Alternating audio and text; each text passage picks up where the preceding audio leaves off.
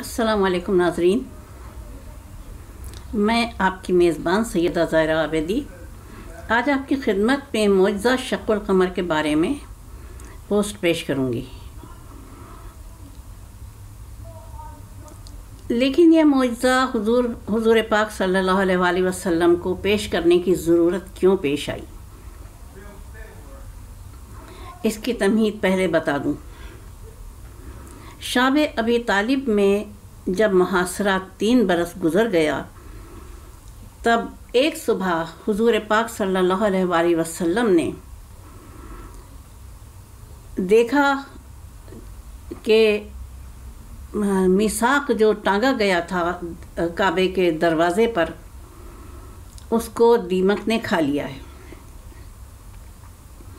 اور اس میں صرف پروردگار عالم کا نام رہ گیا ہے۔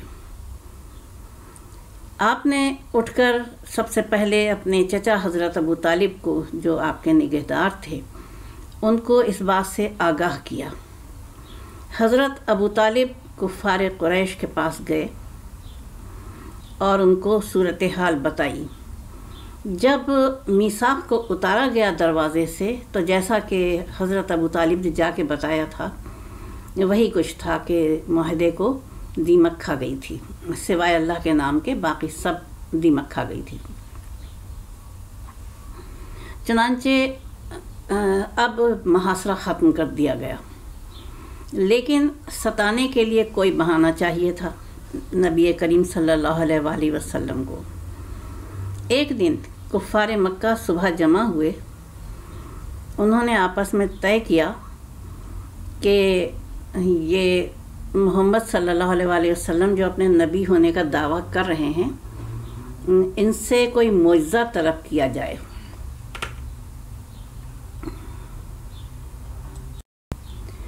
اور معجزہ آسمانی ہو، زمینی نہیں۔ چنانچہ آگاہ کر دیا کہ اے محمد صلی اللہ علیہ وآلہ وسلم، آج رات آپ میدان میں آئیے گا، بدر کے میدان میں آئیے گا، تو ہم آپ سے معجزہ طلب کریں گے۔ رات ہوئی، یہ چاند کی 14 تاریخ تھی، ذی الحجہ کا مہینہ تھا۔ کفار مکہ کی تعداد بھی 14 ہی تھی۔ جب سب جمع ہو گئے تو حضور انور صلی اللہ علیہ وآلہ وسلم تشریف لے گئے، تو کہا کہ اے محمد صلی اللہ علیہ وآلہ وسلم، جتنے بھی انبیاء آئے ویسے جنہوں نے اپنی نبوت کا دعویٰ کیا، وہ زمینی معجزے لائے، کوئی شفائے امراض لایا، کوئی عصا لایا، لیکن ہم آپ سے زمینی معجزے کے طلبگار نہیں ہیں، ہم آپ سے آسمانی معجزے کے طلبگار ہیں۔ حضور پاک صلی اللہ علیہ وآلہ وسلم نے فرمایا کہ بتاؤ کیا چاہتے ہو۔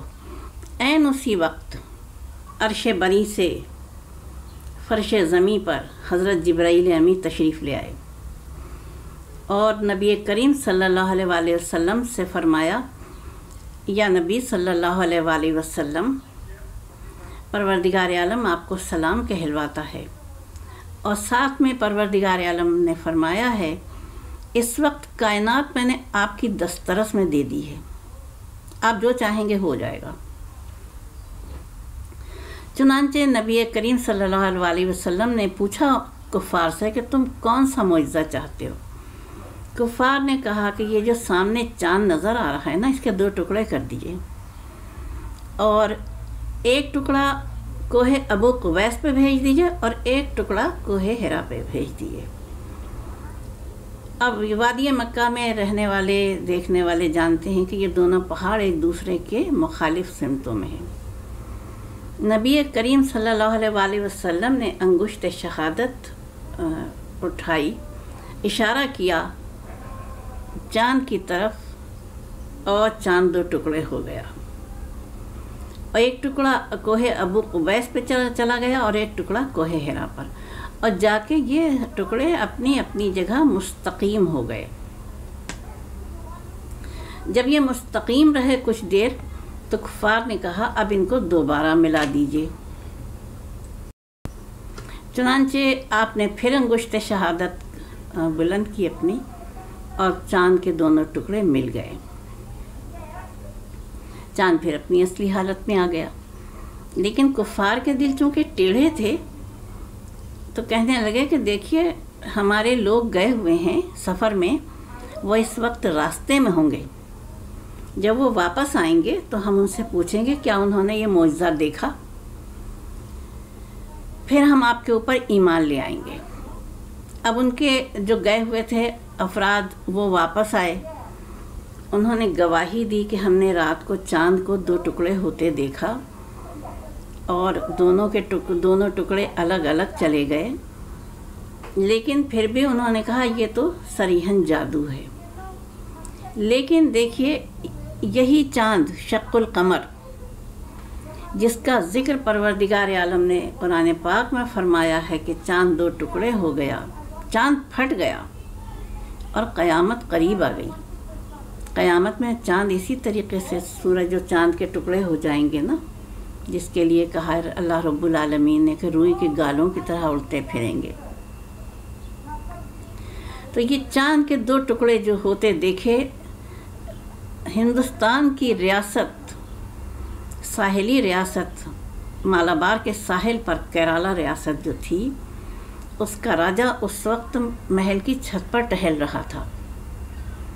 اس نے جو چاند کے 2 ٹکڑے ہوتے دیکھے اور ادھر ادھر چلے گئے، اس کے بعد پھر مل گئے، وہ حیران ہوا اور اتر کے چلا آیا محل کی چھت سے، اور اس نے اپنے جوتشیوں کو بلا لیا اسی وقت اور کہا کہ میں نے یہ منظر دیکھا ہے۔